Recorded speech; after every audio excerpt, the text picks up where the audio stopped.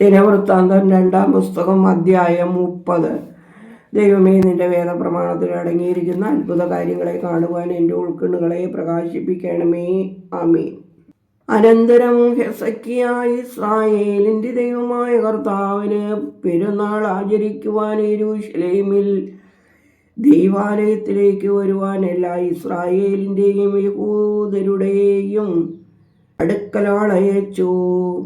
എഫ്രയീമിനും മനശ്ശെക്കും എഴുത്തും എഴുതി 2-ാം മാസത്തിൽ പെരുന്നാൾ ആചരിക്കണമെന്ന് രാജാവും അവൻ്റെ പ്രഭുക്കന്മാരും യെരൂശലേമിലെ സർവ്വസഭയും നിശ്ചയിച്ചിരുന്നു. പുരോഹിതന്മാർ വേണ്ടത്ര തങ്ങളെ തന്നെ വിശദീകരിക്കാതെയും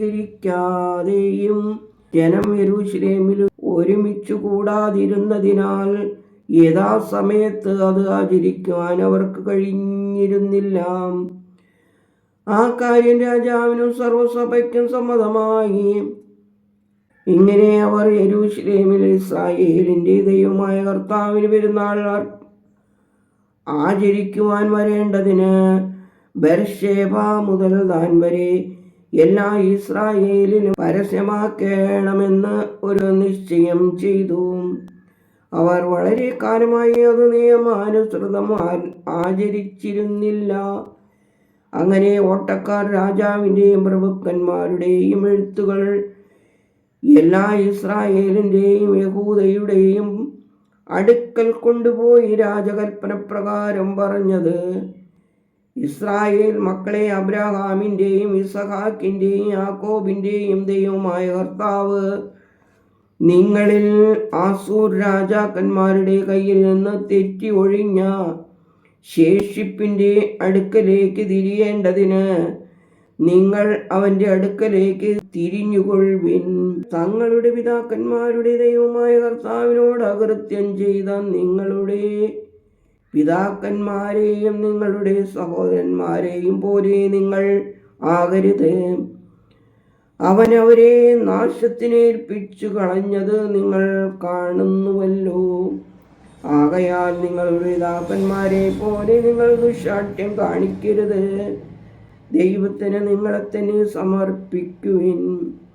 അവൻ എന്നേക്കും വിശുദ്ധീകരിച്ചിരിക്കുന്ന അവൻ്റെ വിശുദ്ധ മന്ദിരത്തിലേക്ക് വന്ന് നിങ്ങളുടെ ദൈവമായ കർത്താവിൻ്റെ കോപം നിങ്ങളെ വിട്ടുമാറുവാൻ അവനെ ആരാധിപ്പിൻ.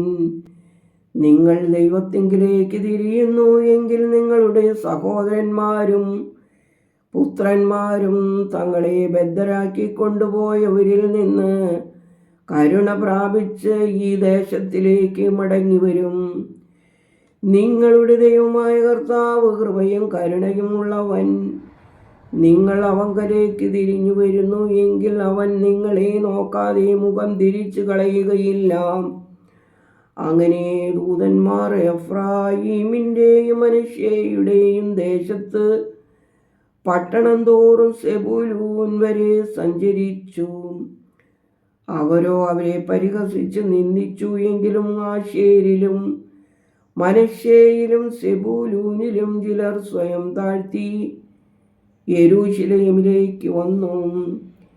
യഹൂദയിലും ദൈവവചനപ്രകാരം രാജാവും പ്രഭുക്കന്മാരും കൊടുത്ത കൽപ്പന അനുസരിച്ച് നടക്കുവാൻ അവർക്ക് ഐക്യം നൽകുവാൻ ദൈവത്തിൻ്റെ കൈ പ്രവർത്തിച്ചു. അങ്ങനെ 2-ാം മാസത്തിൽ പുളിപ്പില്ലാത്ത അപ്പത്തിൻ്റെ പെരുന്നാൾ ആചരിക്കുവാൻ അവർ ഏറ്റവും വലിയൊരു സഭയായി യെരൂശലേമിൽ വന്നുകൂടി.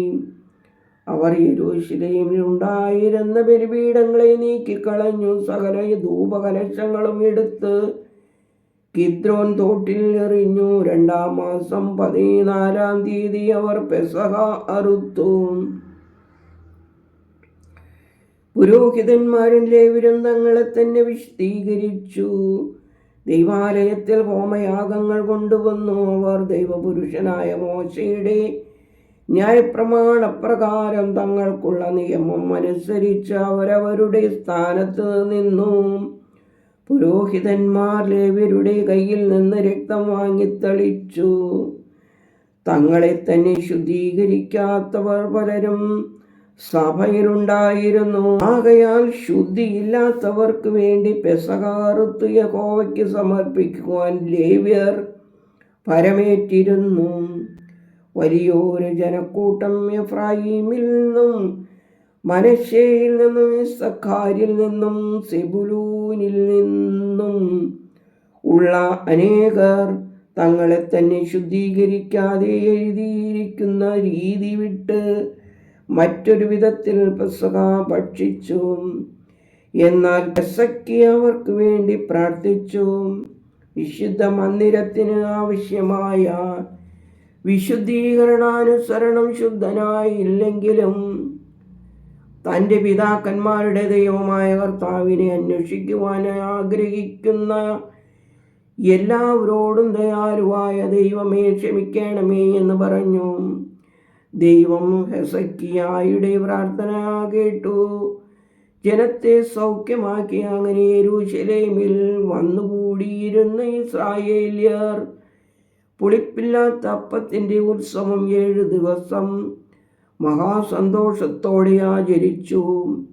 ലേവ്യരും പുരോഹിതന്മാരും ഗംഭീരനാദമുള്ള വാദ്യങ്ങളാൽ കർത്താവിന് പാടി ദിവസം തോറും ദൈവത്തെ സ്തുതിച്ചു.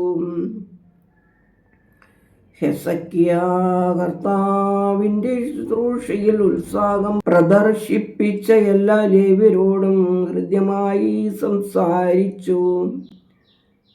അവർ സമാധാനയാഗങ്ങൾ അർപ്പിച്ചു. തങ്ങളുടെ പിതാക്കന്മാരുടെ ദൈവമായ കർത്താവിനെ സ്തുതിച്ചുകൊണ്ട് 7 ദിവസം പെരുന്നാൾ ആഘോഷിച്ചു. ഭക്ഷണം കഴിച്ചു. പിന്നെയും 7 ദിവസം ഉത്സവം ആചരിക്കുവാൻ സർവ്വസഭയും നിശ്ചയിച്ചു. അങ്ങനെ അവർ വീണ്ടും 7 ദിവസവും കൂടെ സന്തോഷത്തോടെ ആചരിച്ചു. യഹൂദ രാജാവായ ഹെസക്കിയ സഭയ്ക്ക് 1000 കാളയെയും 7000 ആടിനെയും കൊടുത്തു.